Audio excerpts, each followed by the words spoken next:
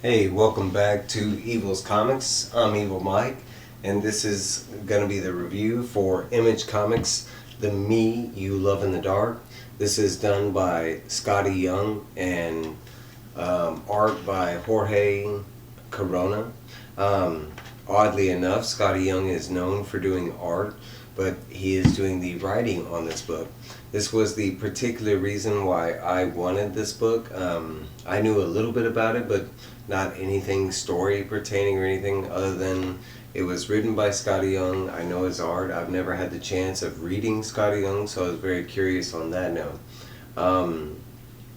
It is a mature title, but I will say in this book, I don't think there was anything mature besides it has a horror background.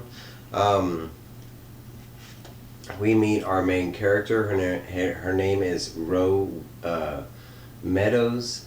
She is an artist. I would say struggling, but you could say struggling because basically she is looking for different riddle locations and she's trying to get inspiration for her art, but not really due to the location. She's more into trying to find a place that's haunted. She does in the very beginning with her rental, agent. They do find a location, and she settles on this one.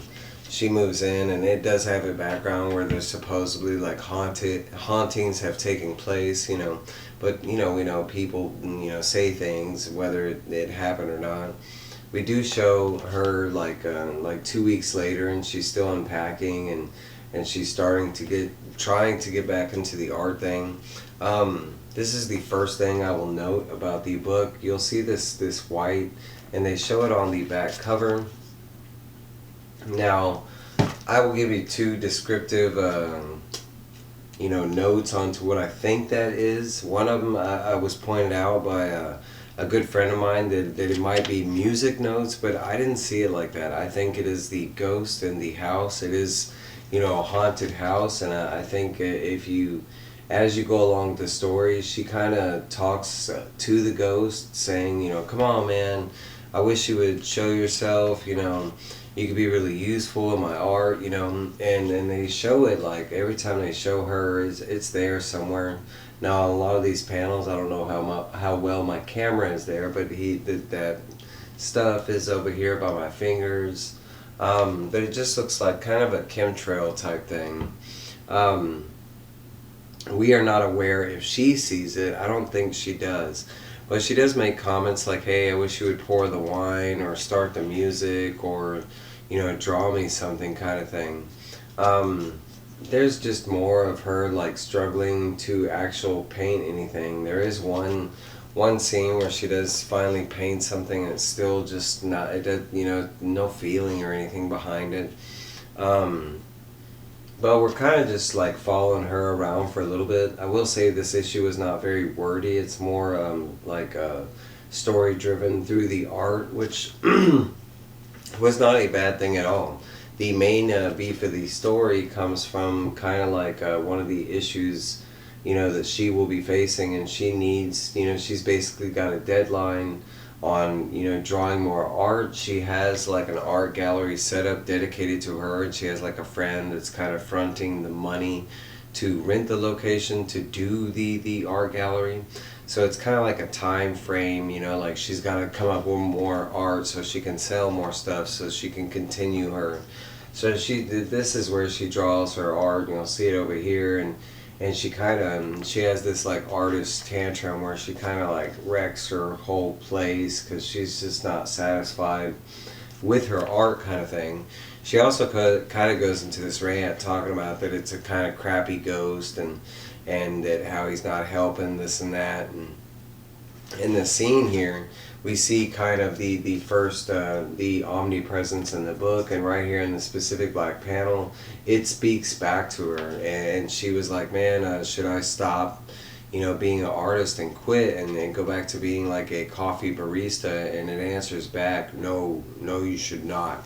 It freaks her the fuck out where she gets the hell out of the house, and she is really, even though she was talking to the ghosts and this and that. Once it became a reality, she was like, oh God, and then she got out.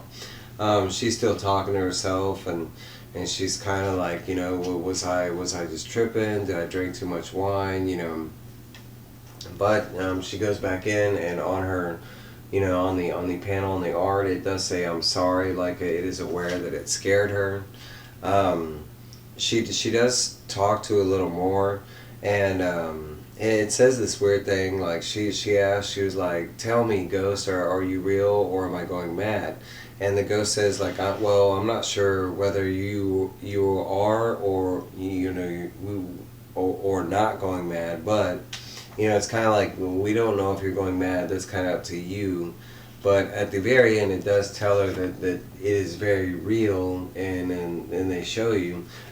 This is kind of the very first hint that it is a little more, but they show you right here in these shadows up at the top by the door and all these footprints that it is an entity. It is something there, not just like shadows that leave something behind. There is on the cover a nod to this, like right here, the hands, is that shadowy figure. On not the very last page, but the next panel in the book, we do see the next cover, and we see like we get a couple panels into the next page, and we do see a lot more of Mr. Shadowy Figure, because he shows up in like this panel, and he shows up in this panel, and basically he's like shadowy arms and stuff that are kind of following her around. It kind of looks like maybe she's gonna, it's supposed to be set up where she's using this as like fuel to do her art. So maybe like in the next issue, it could go either way, where it's like she's scared out of her mind and she can't go through with it, or she actually uses him or it like a muse, type thing. But for a first issue, it was a really great read. The art was phenomenal. I really dug the art. I've heard, she does have weird, like the abstract kind of look to her anatomy, but it didn't really bother me.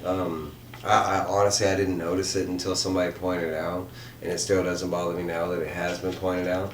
There was some really good, just nice evidence of good art in the book.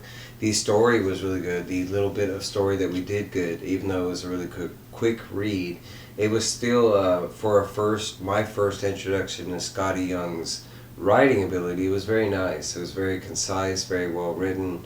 There is enough mystery for me to keep going to issue 2, so we will see where this leads us.